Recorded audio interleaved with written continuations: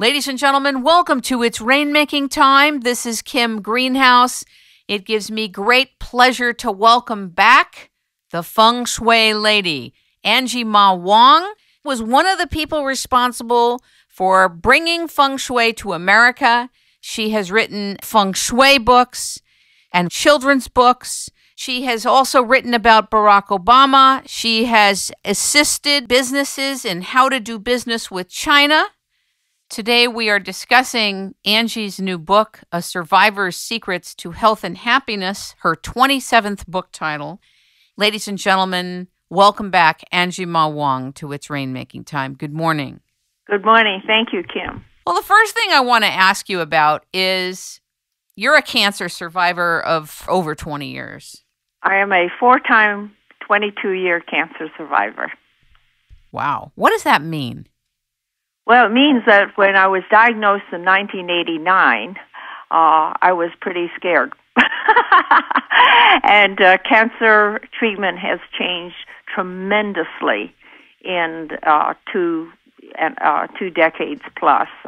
Before it was one size fits all, and we were cancer victims, and mortality was short, or we were not expected to live.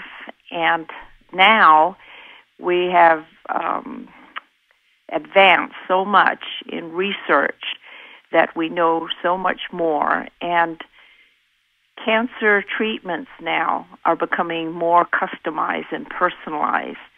We have over 12 million survivors. This month, on June the 5th, was National Cancer Survivors Month, and we have over 12 million cancer survivors in the United States. But, on the other hand, every year, 11 million people in the United States are newly diagnosed, including 150,000 children. I don't want you to be offended when I say what I'm about to say, because you're a beloved guest on this show and I adore you personally and I love what you do for a living and I so much appreciate your writing and your books. But I am angry that after 100 years, the medical establishment hasn't figured out a way to not either burn or poison people with chemotherapy and radiation, and that we haven't really transcended the paradigm yet. However, let's talk about the upside of why you're at least a 22-year cancer survivor. Sure. I'm not offended, and I think that we have made great strides from the scientific side of it. But on the other side, one thing has changed tremendously is that people have sought what we call alternative with some success. Alternative means replacement therapy or treatments. But I have embraced something called complementary or integrated, and that's what my book stresses is Western and Eastern medicine working in concert with each other.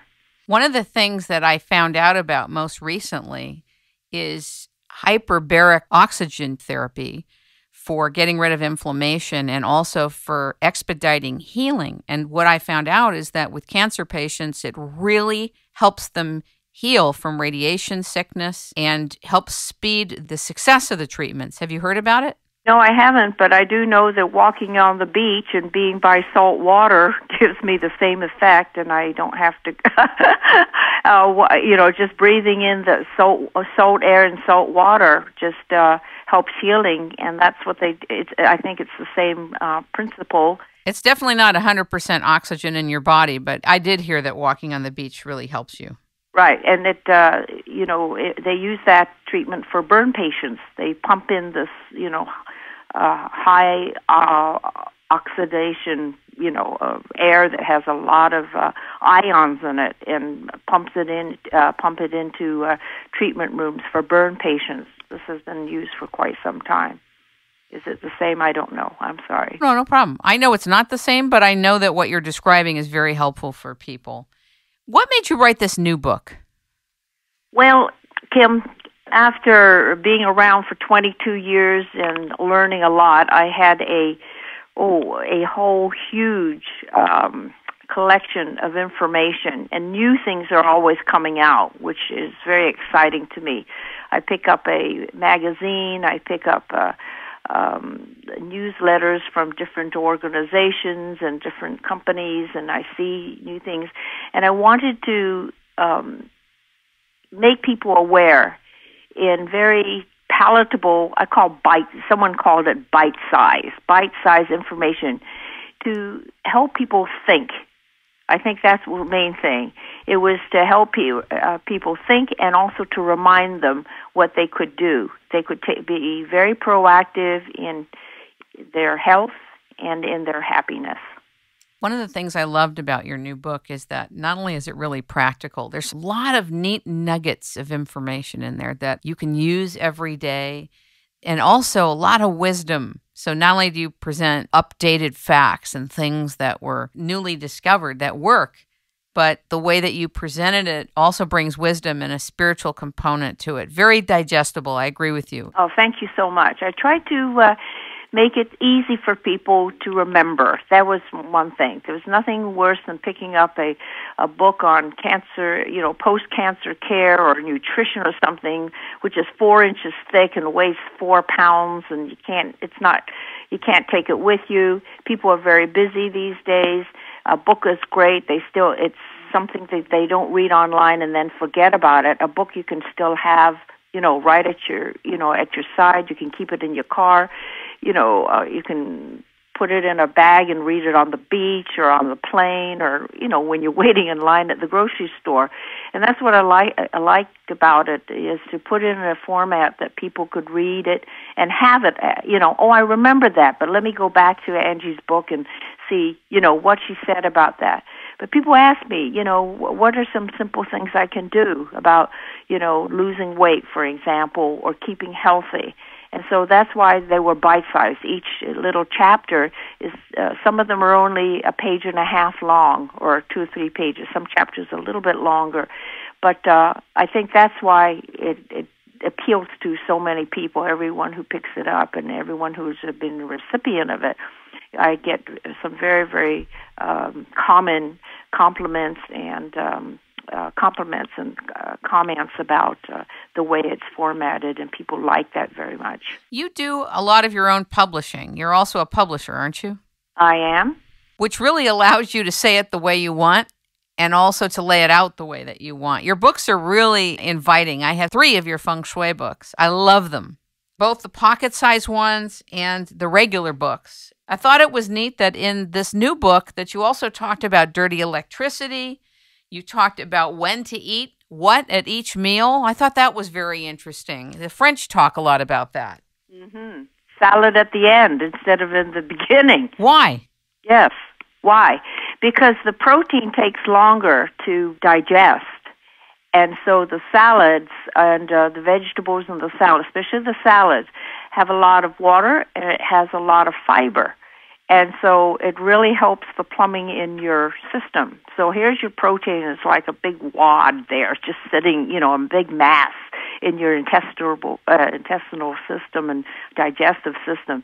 And then, but if you follow it up with, instead of interspersed with at the beginning of your meal, it actually, the fiber actually, is like a freight train, kind of pushing things out, pushing throughout of your plumbing. And that's, and it works. I mean, it's just one thing. The thing about fruits, people like to eat fruit. Some people like it with their meals.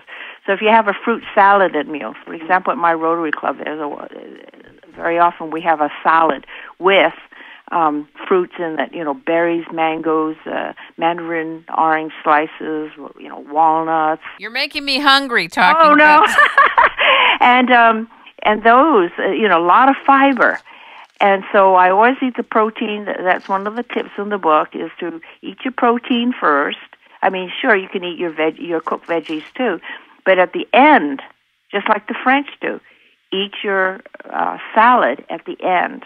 And so you always have that fiber at the end. Okay, it's interspersed, if you eat with your protein during the meal, but at the end. And then food combining is huge. It's a huge thing, and it works. It's easy, you know. You notice that just in the news over the weekend, the new nutrition, the new nutrition pyramid the old nutrition pyramid has been replaced by the new plate, quote unquote, right? And half of your plate should be fruit and vegetables, and the other,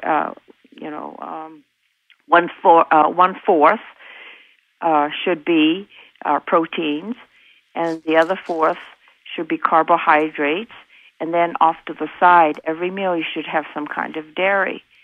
And the combination is easy to remember. Just remember that meat and potatoes, which is easy to people, they kind of go together and people hear about it a lot. So meat and potatoes is the worst combination. So what's the best combination? The remaining two combinations, which is a protein with a vegetable, but don't have a carbohydrate with it, or the vegetables with the carbs. So you can have vegetables with your carbs or vegetables with your proteins, but don't add, the pasta, the rice, the potatoes,